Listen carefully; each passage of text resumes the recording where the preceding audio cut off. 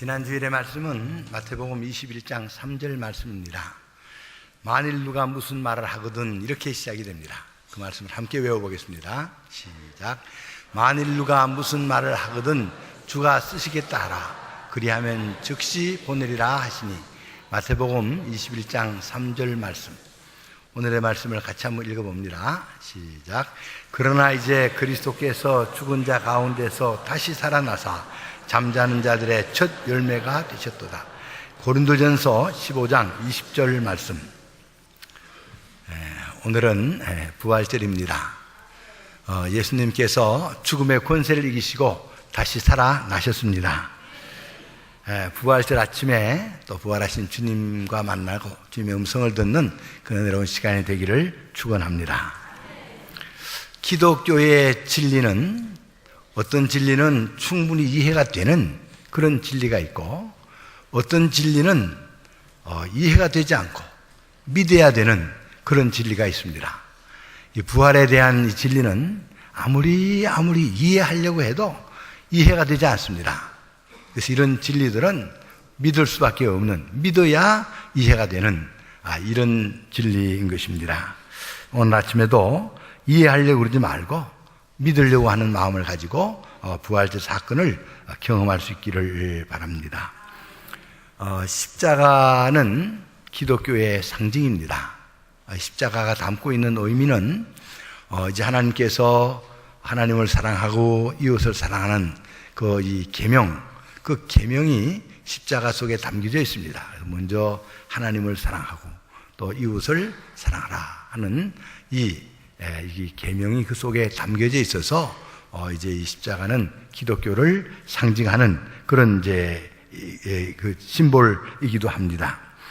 이렇게 가장 큰 계명인 그런 것을 상징하고 있는 그런 내용인데, 사실 예수님 당시의 십자가는 이렇게 좋은 의미를 담고 있었던 게 아니고, 그때는 사람을 죽이는 사형틀이었습니다.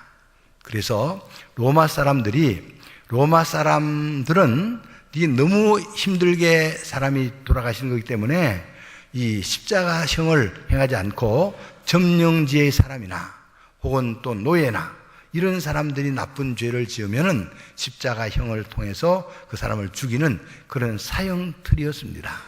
그래서 예수님도 이렇게 이제 이 유대인이었고 로마인이 아니었기 때문에 이렇게 사형에 해당되는 그런 사건이라고 하고 그 사람들을 그렇게 십자가에 달려 돌아가게 하는 그런 일들을 행했습니다. 사형을 그게 집행을 했습니다.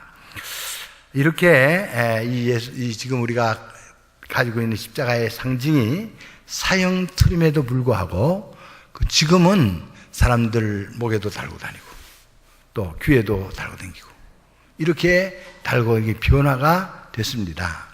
사실 저희들이 어릴 때요, 이렇게 조금 무서워하는 그런 집이 하나 있었습니다. 저희 동네에서도 제일 무서워하는 집이 뭐냐면은 상여집이라고 하는 집이 있었어요. 그래서 사람이 돌아가시면 상여를 만들어서 그 이제 사람을 공동묘지까지 이렇게 옮기는 그런 게 이제 상여라고 하는 건데, 그 상여가 이제 그래 갔다 오면 그 다 태울 수도 없고 다시 이렇게 굵은 나무들은 다시 이제 갔다가 동네 가까이 하지 않고 산속이나 또 이렇게 들판이나 이런데 나무도 사람들이 잘 다니지 않는 곳에 그 상여집을 만들어서 거기다가 보관을 했습니다. 그런데 이제 그 옆을 지나가게 되면 굉장히 무서운 생각이 들어가지고 큰 소리로 찬송을 부르면서 가든지 아니면 뛰어가든지, 그리고 이제 도깨비 나온다고 애들이 또 야단치면 이제 도망가고, 그렇게 해서 무서워하는 집이 있었어요. 만약에 예수님께서 십자가에 달려 돌아가시는 일을 하지 않았으면 십자가는 지금도 사람을 죽이는 사형틀이라 사람들이 가까이 하지 않으려고 했을 거예요. 그러나 예수님께서 그 위에 달려 돌아가시고 난 이후부터는 십자가는 사랑의 상징이 돼서 사람들 목에 걸고 다니기도 하고, 또 순결의 상징이 돼서 또 어떤 목에 걸고 다니면 저 사람은 예수 믿는 사람이고 깨끗한 삶을 살아가는 그런 사람이구나. 그래서 목에다가 걸고 다니는 사람들이 상당히 많은데, 또 지금은 그런 심볼만 가지고는 예수를 믿지도 않으면서도 목에다 걸고 다니는 사람들이 꽤 많이 있습니다. 제가 전에도 그 이제 영락교회 앞에 애플이라고 하는 다방이 있었는데 그 다방에 이제 이렇게 한번 갔더니 뒤에다가 큰 십자가를 2개나 걸고 앉은 아주 젊은 처녀가 가방에서 담배를 꺼내가지고 푹 피우는 걸 보고는 와, 십자가를 띄든지 담배를 피우고 말든지 그런 생각이 들었던 그런 생각이 있었어요. 십자가를 띄까 담배를 뺏을까 뭐 그런 생각을 해본 적이 있어요. 왜냐하면 십자가가 사람들로부터 사랑의 메시지고 순결의 메시지라는 것 때문에 그렇게 달고 다니는 사람이 지금도 없지 않아 있습니다. 예수님께서 십자가에 달려 돌아가시고 난 이후에 십자가가 의미가 바뀌어진 겁니다. 십자가는 이런 지금도 십자가의 사건을 경험하면 삶이 변화되는 그런 역사들이 일어나게 되는 것입니다. 부활절에 예수님의 십자가가 무엇을 의미하는가? 십자가는 대속의 죽음을 의미합니다. 마태복음 20장 28절에 보면은 인자가 온 것은 섬김을 받으려 함이 아니라 도리어 섬기려 하고 자기 목숨을 많은 사람의 대속물로 주려 함이라, 이런 말씀을 했습니다. 이 말씀을 이해하려고 하면 유대인의 풍습을 조금 이해해야 됩니다. 유대인들이 하나님 앞에 나아가려고 하면은 반드시 그들은 제사를 드리고 하나님 앞에 나아갔습니다. 번제나 화목제나 속죄제나 속건제나 이런 제사를 드릴 때 그 제사를 드리는 일은 자기의 죄를 씻는 일을 하는 겁니다. 번제 같은 일은 매일 하나님께 번제가 이 성전에 드려지는데 그 번제를 드릴 때는 양을 가지고 갑니다. 그러면 자기 죄를 양에게 전가를 시킵니다. 그 제사를 드려야 될 사람들이 양의 머리에 손을 얹고 그리고 기도를 해서 이제 자기 죄를 그 양에게 전가를 시키고 그리고 그 양을 잡아가지고 번제로 하나님 앞에 드리면 내 모든 죄가 사해졌다. 그리고 이제 그 사람에 대해서 제사장들이 여러 가지 이제 일들을 하나님 앞에 나가서 행하는 그런 일들을 하는 것이 제사 제도입니다. 그때 드려지는 제물이 속죄 제물입니다. 내가 이 세상에 온 것은 바로 섬김을 받으려 한 게 아니다. 도리어 섬기려 하고 자기 목숨을 많은 사람의 대속물로 주기 위해서 이 세상에 오셨다. 그렇게 말씀을 하신 것입니다. 그래서 예수님께서 이 세상에 오셨을 때 예수님이 지나가는 모습을 보고 세례 요한이 보라, 세상 죄를 지고 가는 하나님의 어린 양이로다. 그렇게 이야기를 했어요. 바로 예수님이 이 세상에 오셔서 공생애를 시작하시기 전에 세상 죄를 지고 가는 하나님의 어린 양이라고 세례 요한이 증거를 했고 예수님도 자기 자신이 바로 이 속죄 제물이라 그렇게 말씀을 하신 것입니다. 여러분, 이렇게 예수님께서 십자가에 달려 돌아가시는 것은 대속의 제물의 역할을 감당하셔서 누구든지 예수님의 이제 이름만 믿고 의지하고 나가면 하나님 앞에 자유롭게 나갈 수 있는 길을 열어놓으시기 위해서 그분이 오셨습니다. 그리고 십자가를 지신 것입니다. 그리고 예수님께서 십자가에 달려 돌아가실 때 큰 소리로 부르시는데 그리고 그의 영혼이 떠나가셨습니다. 그때 무슨 일이 일어났느냐 하면은 마태복음 27장 51절에 보면은 이에 성소의 휘장이 위로부터 아래까지 쫙 찢어지는 그런 역사가 일어났습니다. 당시에 성소는 성소와 지성소로 구분되어 있었습니다. 그 지성소에는 1년에 한 차례씩 대제사장이 온 백성의 죄를 대신해서 들어가서 하나님 앞에 제사를 지내는 그런 일을 하는데 거기 들어가기 전에도 먼저 자기 죄를 대해서 번제를 드리고 들어갔습니다. 만약에 거기 가서 자기 죄가 있는 사람이 아직도 들어가면은 하나님 앞에서 즉시 죽임을 당합니다. 그래서 들어가기 전에 제사장이 입는 옷에는요, 방울이 쭉 달려 있어요. 그리고 그 제사장이 죽었다고 시신을 꺼내러 들어가면 또 죽습니다. 그래서 허리에는 끈을 붙잡고 바깥에서 이제 그 끈을 두고 들어갑니다. 만약에 딸랑딸랑 소리가 안 나면 돌아가셨구나. 그리고 이제 바깥에서 꺼내도록. 그러니까 하나님 앞에 나가려고 하면 그만큼 두렵고 무서웠던 것입니다. 그런데 예수님께서 십자가에 달려 돌아가실 때 이제 성소의 휘장이 위로부터 아래까지 쫙 찢어져서 이제는 성소와 지성소의 구분이 없이 누구든지 예수 그리스도의 이름만 의지하면 하나님 앞에 나가서 기도도 할 수 있고 예배도 할 수 있는 그런 길을 열어놓으신 것입니다. 예수님의 십자가는, 십자가에 달린 예수님의 그 의미는 대속의 죽음을 의미하고, 그렇게 해서 놀라운 역사가 일어나게 된 것입니다. 대속의 제물로 그렇게 돌아가신 것입니다. 예수님의 십자가에 달려 돌아가신 사건은, 또 하나는 모든 죄를 그분이 담당을 하셨다, 그렇게 했습니다. 담당. 그래서 이사야 선지자가 이야기한 예언의 말씀이 이루어지는 것입니다. 이사야서 53장 4절에 보면 그는 실로 우리의 질고를 지고 우리의 슬픔을 당하였거늘 우리는 생각하기를 그는 징벌을 받고 하나님에게 맞으며 고난당한다 했노라. 그의 찔림은 우리의 허물을 인하며 그가 상함은 우리의 죄악을 인함이라. 그가 징계를 받음으로 우리는 평화를 누리고 그가 책찍에 맞음으로 우리는 나음을 입었도다. 우리는 다 양 같아서 그릇 행하여 각기 제 길로 갔거늘 여호와께서는 우리 무리의 죄악을 그에게 담당시키셨도다. 예수님께서는 우리의 모든 죄를 십자가 위에 다 지고 가셨습니다. 그래서 이제 이 부활하신 예수님을 만날 때는 어떤 의미가 있는가? 오늘 고린도전서 15장 20절에 이제 그리스도께서 죽은 자 가운데서 다시 살아나 잠자는 자들의 첫 열매가 되셨도다, 이렇게 말씀을 하고 있습니다. 그렇습니다. 이제 그동안 아담의 범죄함으로 인해서 모든 사람에게 죽음이 들어왔는데, 두 번째 아담 되는 예수 그리스도께서 이제 그 죽음의 권세를 이기시고 부활하셔서 모든 사람에게 이 부활의 기쁨, 부활의 생명의 역사가 일어나는 그런 은총을 주셨다 하는 것을 이야기합니다.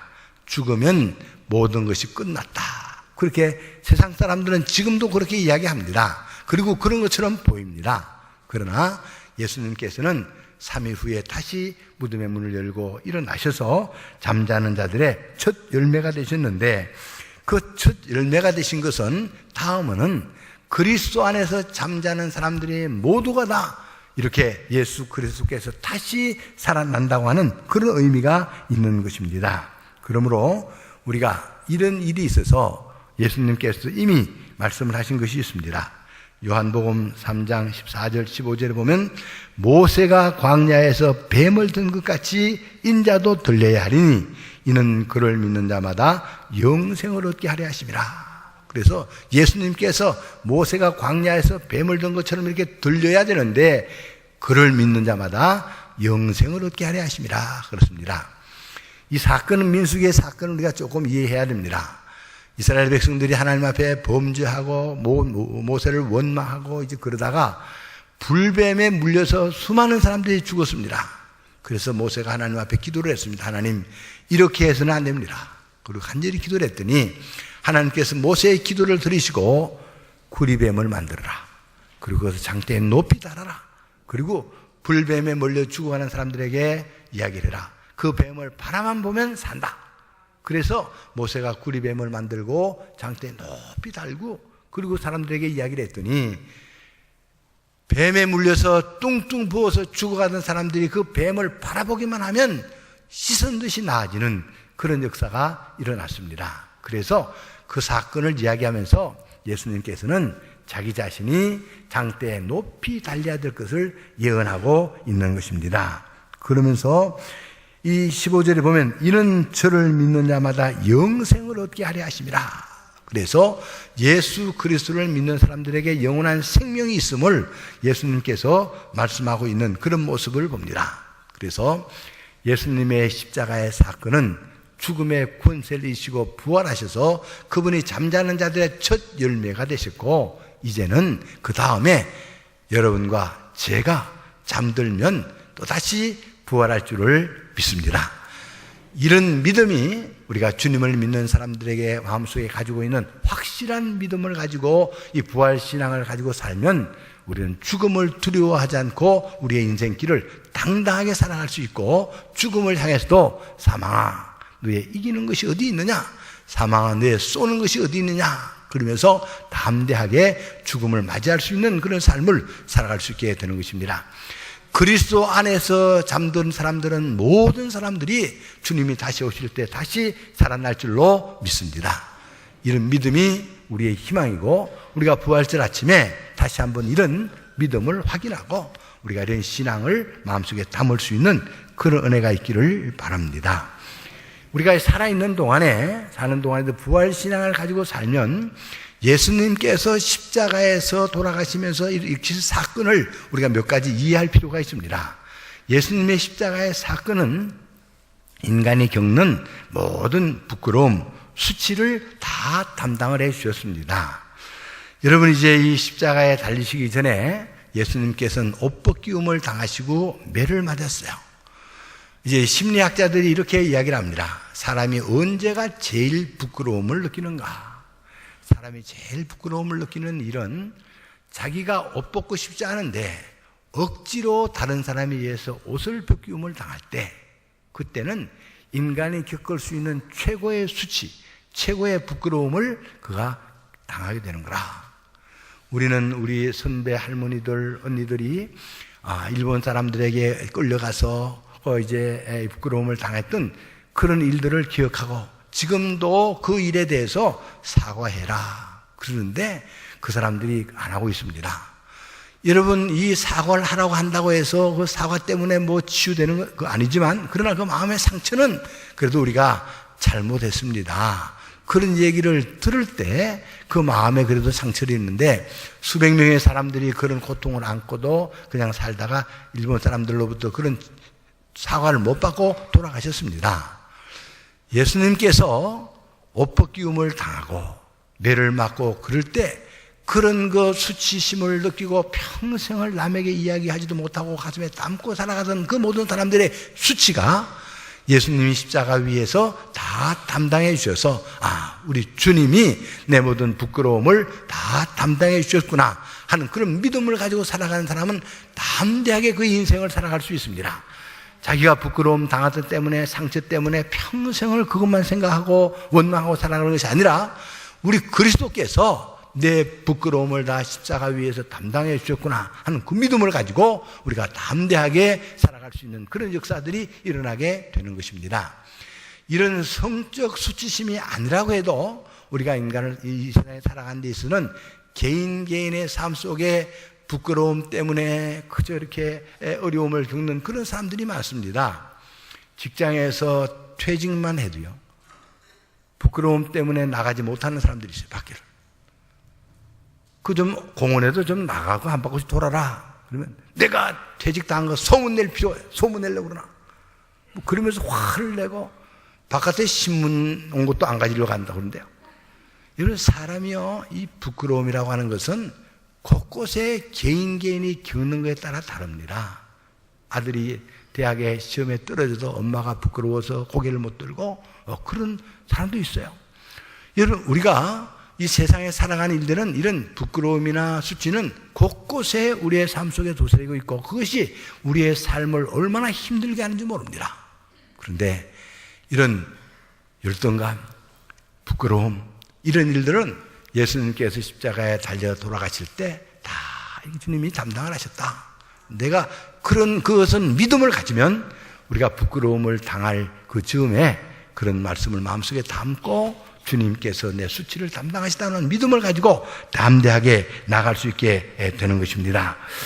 우리가 주님이 하신 여러 가지 말씀들을 보면 로마서 9장 33절에도 보라, 내가 걸린 똘과 그치는 바위를 시온에 두노니 그를 믿는 자는 부끄러움을 당하지 아니하리라, 이렇게 말씀하십니다.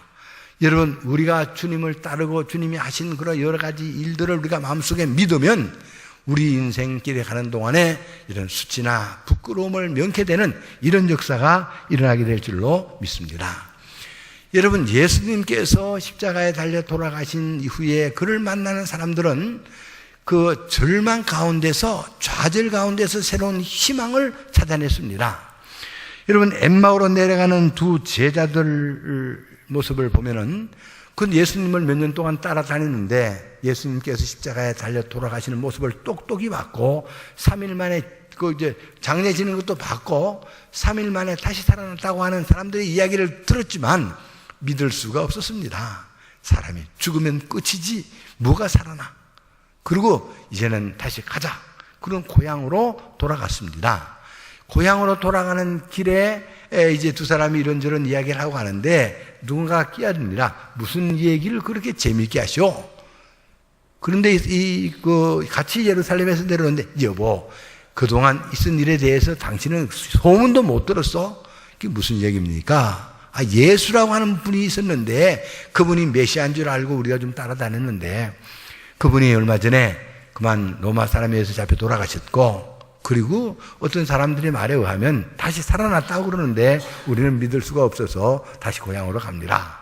그리고 얘기를 하고 가는데 그 이야기를 듣고 나서 그분이 이야기를 하시는데 메시아가 오시면 이런 고난을 받고 3일 만에 다시 살아낼 것을 성경을 통해서 이야기를 해주는데 재미도 있고 막 빨리 들어갔단 말이죠. 그러니까 얼마 가다 보니까 벌써 동네에 다 왔어요. 그런데 이제 그분은 더 가시려고 그런단 말이죠. 좀 쉬었다 가시라고.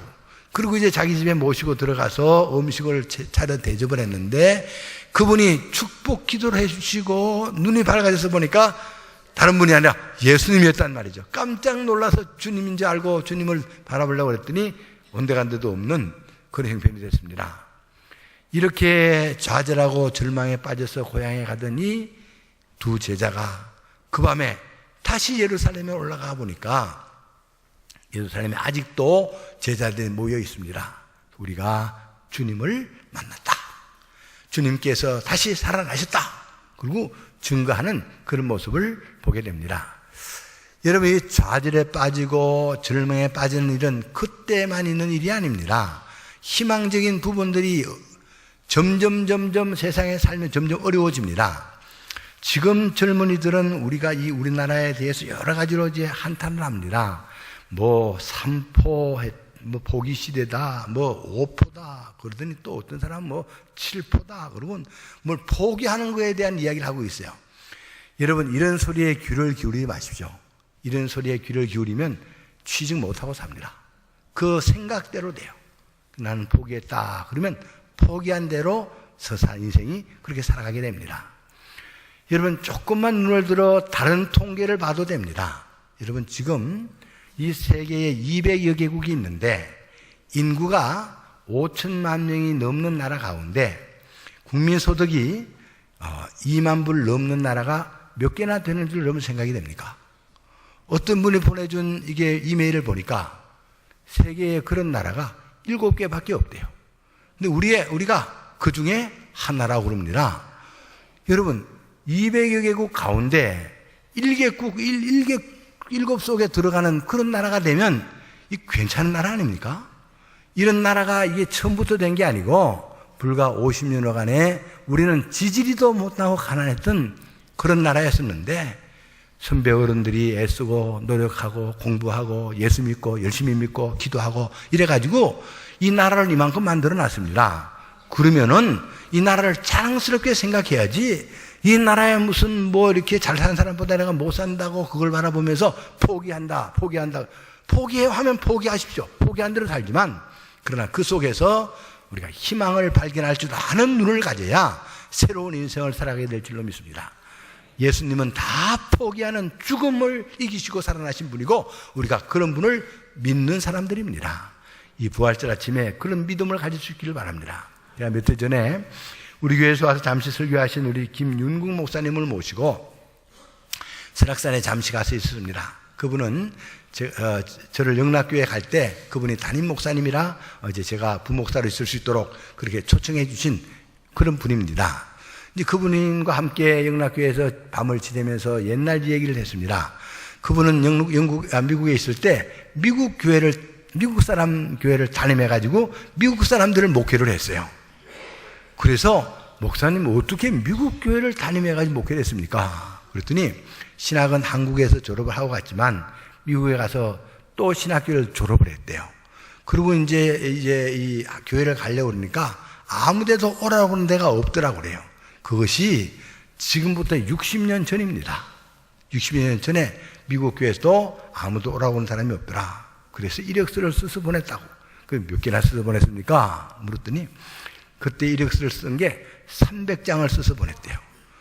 여러분, 지금도 100장 쓴다고 뭐 이야기를 많이 하는데 지금부터 60년 전에도요 300장이나 써가지고 겨우 오라고 하는 것이 미국 교회 하나 맡았다고 그러는 거예요. 제가 신학교를 졸업할 때도 이제 한두 해 있으면은 40여 년 됩니다. 그때는 우리 교회가 한 4,200교회 정도 됐고요. 목사 수는 2,400명 정도 됐습니다. 그때 되면 뭐 목사님들 서로 오라고 그러겠지. 그러지만요, 그때도 오라고 하는 데가 없었어요. 그 제주도에 여행 갔는데 선배 목사님이 김전도사 어디 오라는 데가 없으면 이력서 하나 써놓고 가.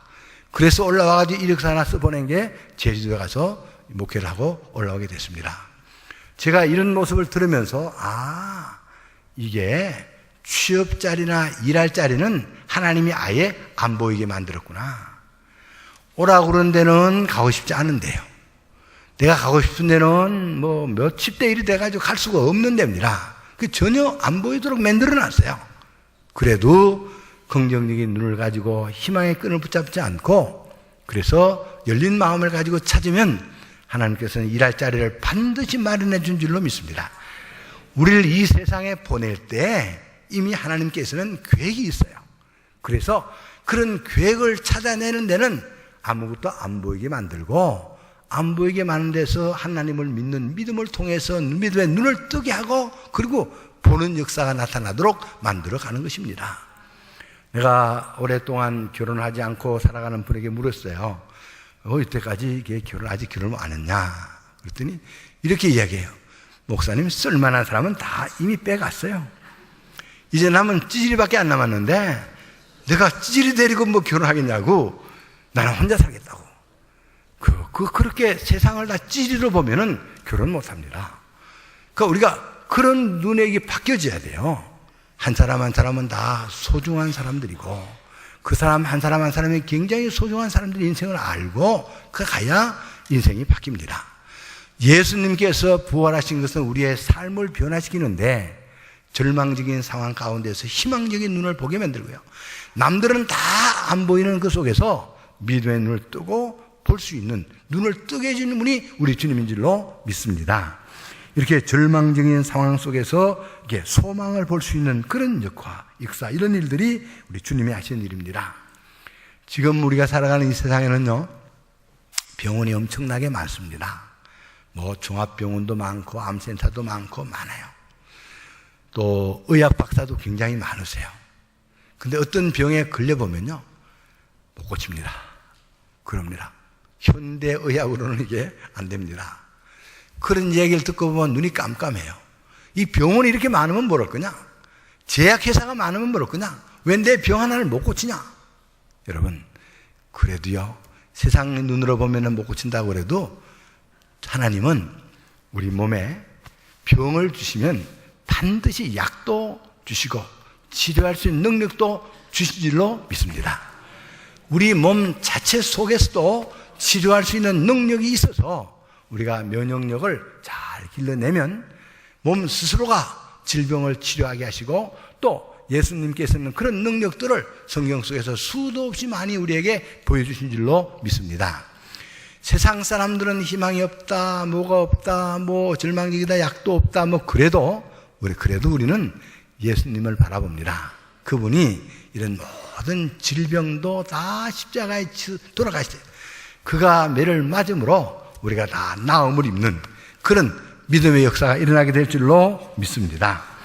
부활절 아침에 주님 전에 나와서 부활하신 주님을 만나고 세상 사람들이 보지 못하는 그걸 보고 듣고 그 일을 통해서 우리가 우리 주님을 평생을 섬겨가면서 부활신앙에 주시는 축복을 받으며 살아가는 이런 은혜가 우리 모두에게 함께 하시기를 축원합니다. 아멘. 기도드리겠습니다. 때를 따라 은혜를 주시는 하나님 아버지, 부활절 아침에 저희들을 하나님 전으로 불러주시고 우리 말씀을 마음속에 담을 수 있게 해주시니 감사합니다. 부활하신 주님의 말씀을 듣게 하시고 부활하신 주님을 만날 수 있게 하여 주옵소서. 엠마오로 내려가던 제자들 절망하고 내려갔지만 주님을 만나고 다시 올라갔고, 그리고 아버지 하나님이여 나의 주님 나의 하나님이라고 고백한 도마는 이후에 주님을 증거하는 그런 삶을 살면서 평생을 주님을 증거하는 그런 삶을 산 모습을 봅니다. 하나님 아버지, 우리가 인생을 살아가는 길에도 앞길이 막히고 어둡고 아무것도 안 보이는 그런 삶을 살아갈지라도 부활하신 주님과 더불어 살아가게 하여 주옵소서. 예수님 이름으로 기도드립니다. 아멘.